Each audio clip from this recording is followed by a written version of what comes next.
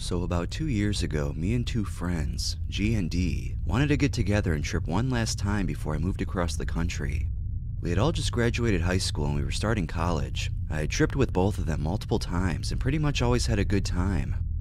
We would usually go camping, but it was fairly cold this time of year, and D had a free apartment, so we were just gonna crash there. So to start the day, we all meet up at a nearby parking lot they said I could leave my car at, and they drove me to the apartment. From the beginning, something seemed really off about G. In hindsight, I should have asked what's up or something, because I knew before he mentioned not wanting to take his medication, because it prevents him from tripping, but at the time I trusted him and thought nothing more of it. We make it to the apartment and drop. D had a class he had to attend, which he did while we were coming up, and we all just started kinda giggling. We then put on Into the Spider-Verse, and that was an intense experience. After that movie ended, we got kind of hungry, so we ordered a pizza. D and I chose to get the pizza because G was starting to get even more quiet.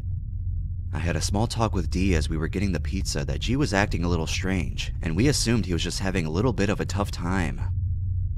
We brought the pizza back and G didn't eat anything and was generally starting to make me feel uncomfortable. I said we should put on Doctor Strange and that I could pirate it on his laptop and play it on the TV. While I was working on that, D started to get deep into the trip. He came over and kept messing with the laptop and generally being kind of a goof. This is when things took a turn for the worse though. G all of a sudden started yelling. I don't remember what, but I think it was about the movie not working. He started to get pretty angry and was speaking with a thick southern accent for some reason. He normally doesn't have any accent. As I'm trying to get the laptop to connect, he starts yelling, "Who am I trying to kill?" over and over. I look at D and answer him with, "Not your friends." That made him quiet for only a brief moment. After that, my memory starts to get a little fuzzy. I remember I was still tripping, but definitely on the come down after the first movie. Somehow though, after that brief silence, chaos ensues.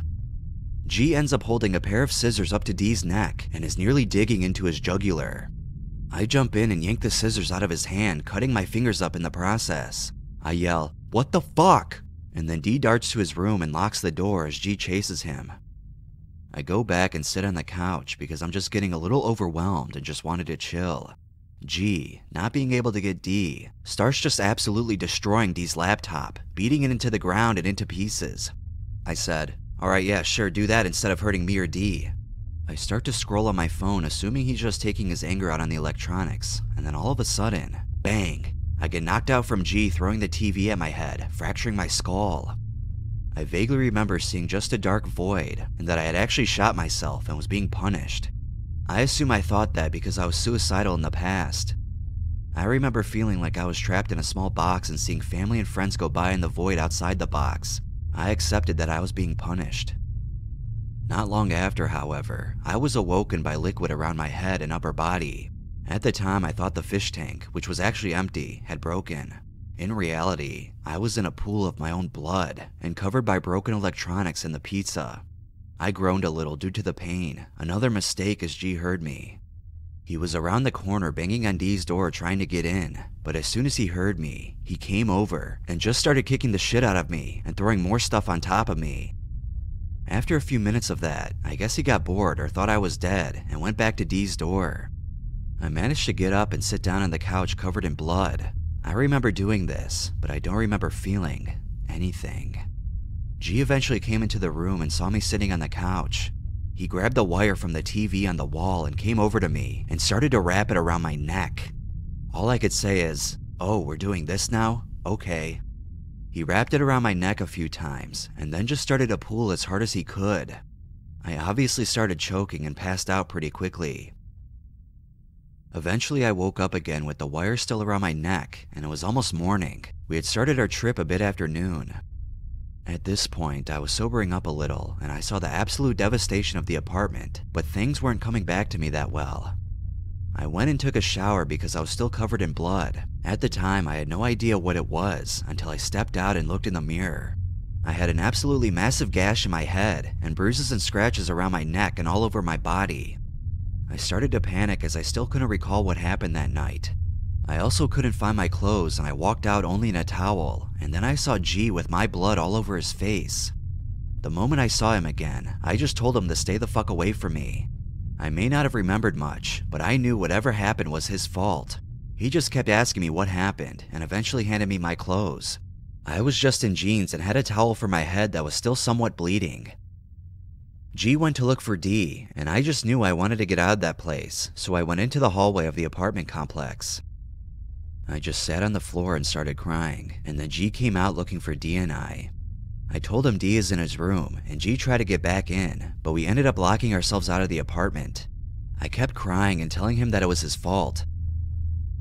I was really fucked up, so I also kept going in a bit of a loop of forgetting what happened, and asking him if I shot myself, and him saying, yeah, it kinda looks like it, and then me remembering that it was his fault. He keeps banging on the door to try to get back in while I keep hoping it's all a hallucination and will go away when he opens that door. Of course that never happened, but eventually someone down the hall heard him banging on the door and came to check it out.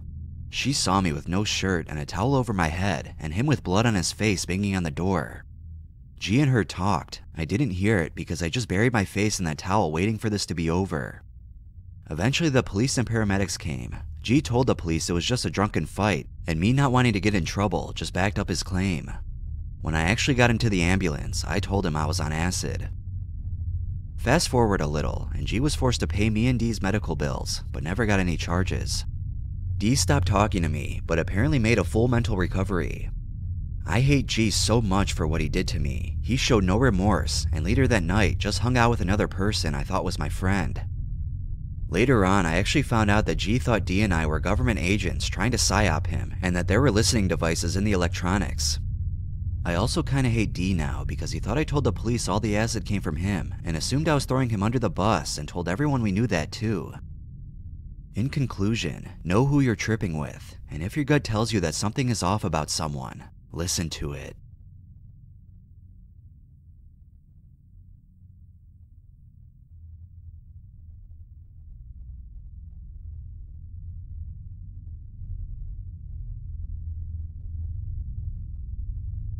Alright, see, I told you that story's pretty messed up. Messed up, twisted, sinister, fucked up, whatever you want to call it.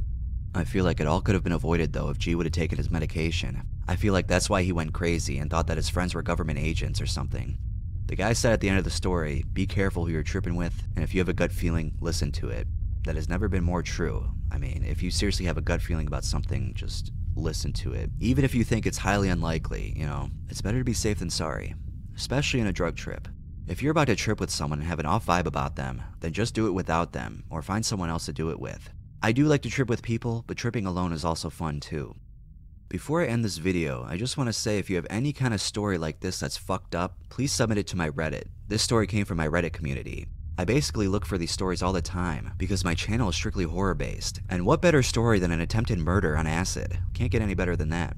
So if you have one, the link is in the description box below, or just any kind of bad trip you could submit it to. I'll be reading a lot of these very soon. I got a lot on my plate, but I will get to a lot of them eventually. Alright, and if you enjoyed this video, please give it a like and subscribe if you're new. Comment down below your craziest drug experience too, I'd love to hear it. And turn on that notification bell so you don't miss any new upload. A lot of you guys already do, which I appreciate, so thank you for that. Alright, have a wonderful day.